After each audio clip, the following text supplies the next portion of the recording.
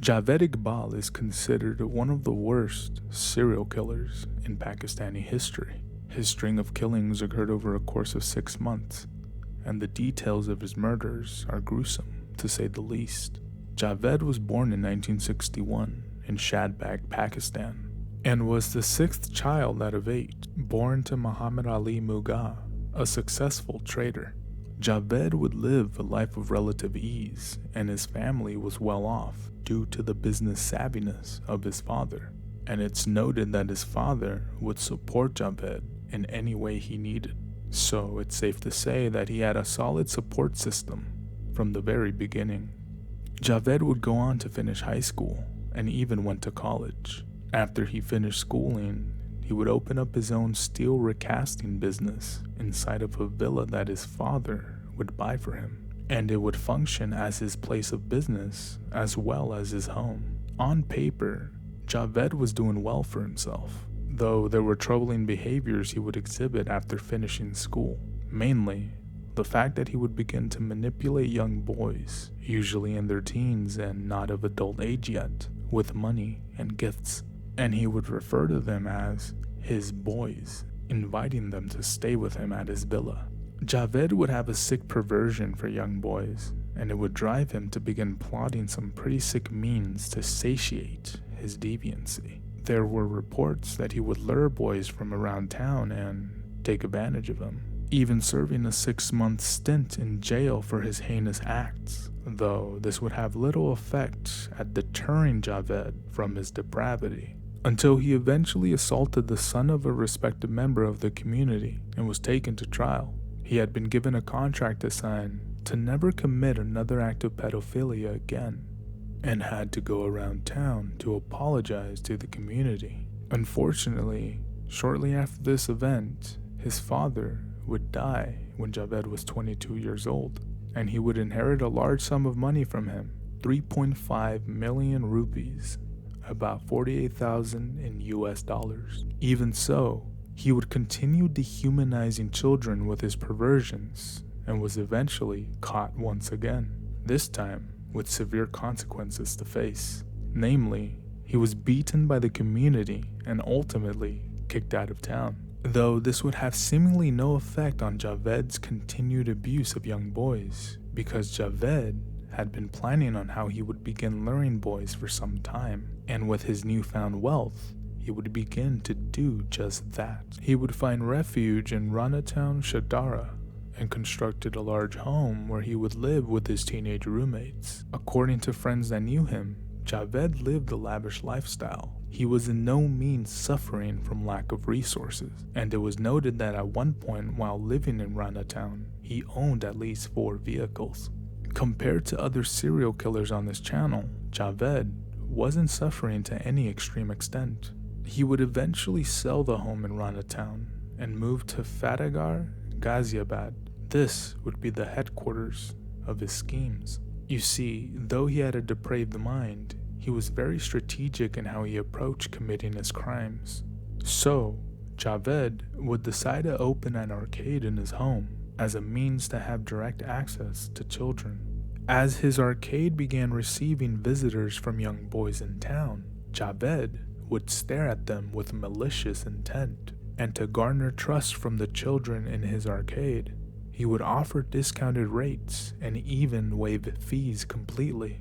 On numerous occasions, Javed would purposely drop a 100 rupee note and then wait. He would watch and wait for a child to notice the bill and pick it up. This was a setup, because after the money was picked up by an unsuspecting victim, Javed would announce that his money was missing and would ask if anyone had come across it.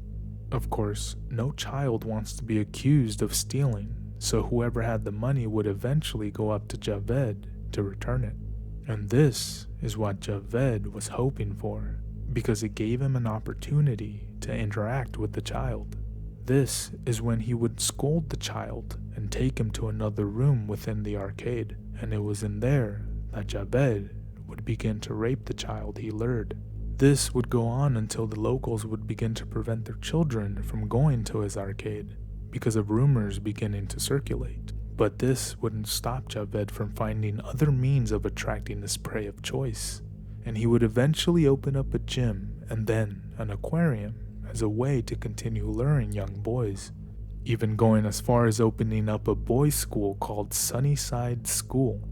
But as you can imagine, no parent dared allow their child to visit this pervert's establishments. Whatever mutation had occurred within Javed's psychology was truly horrific, as he was a truly depraved predator who went to great lengths to continue doing what he was doing, and it only proves that he was mentally aware of what he was doing. After a while, he wouldn't be able to have access to young boys as easily as he did. So, beginning in May 1999, he would shift his focus to frequenting markets in the Lahore, Pakistan area in hopes of luring orphan boys and runaways with promises of money, food, or shelter in his home. Once he manipulated his victims, he would take them to his villa, and there he would reveal his true intentions.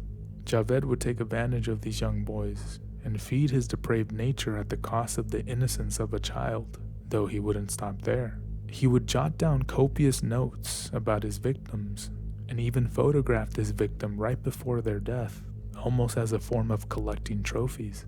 Considering that he also didn't want to be caught, Javed would strangle his victims to death. Afterwards, he would need to get rid of the evidence, and to do just that, Javed would begin to dismember the lifeless bodies of his victims. He would then continue to chop his victims into smaller pieces, and finally, throw the remains in vats of hydrochloric acid to ensure no evidence was left behind. Javed was a very calculated psychopath and had a strategy to continue his killing spree at all costs, and even went as far as recruiting 3 teenagers to help him accomplish his wicked desires. And he offered them a place to stay in exchange for their help in finding victims and disposing of the evidence. In any case, Javed would continue his depravity for 6 months, and it wasn't until December of 1999 that Javed would decide to mail in an anonymous letter to the police department describing the details of his heinous activities. Though it was anonymous, Javed would include the location of where they could find the vats of acid that contained the remains of his victims. After police visited the location included in the letter, they stumbled across the house of horrors that belonged to Javed. Vats of acid with human remains still floating inside, piles of children's clothes, and a diary containing gruesome details of Javed's debased activities. The police would promptly launch a widespread manhunt for who was responsible. Many of the boys that lived with Javed would be arrested and interrogated, and while this was going on, Javed would evade capture for at least a month. This was until he walked into a newspaper office to turn himself in, declaring, "I am Javed Iqbal, killer of 100 children. I hate this world, and I'm not ashamed of my actions, and I'm ready to die. I have no regrets. I killed 100 children." Javed would be interrogated after being arrested, and it was revealed that he decided on killing 100 children in an act of revenge after an injustice he had experienced. He claims that he was arrested when he was in his 20s, wrongfully, on charges involving the rape of a minor. Though how unjust his arrest was is really doubted considering what a sick monster he actually is. He states that he was sent to jail, and when his mother heard of this, she immediately came to visit him. She would be hysterical at the current state of her son, so much so that when she got back home, she had suffered a fatal heart attack due to the stress. After this tragedy, Javed would vow to make 100 mothers cry for their children, just as his mother did for him. The Pakistani authorities wouldn't hold back on Javed and his accomplices. Judge Allah Bash would declare, "Javed Iqbal has been found guilty of 100 murders. The sentence is that he should be strangled 100 times. His body should be cut into 100 pieces and put in acid, as he did with his victims." A very fitting punishment for an animal like Javed, but through a legal perspective, it wouldn't be upheld as a justified sentence. Ultimately, Javed would be sentenced to death by public strangulation. One of his teenage accomplices, Sahid Ahmad, age 17, would be sentenced to death as well.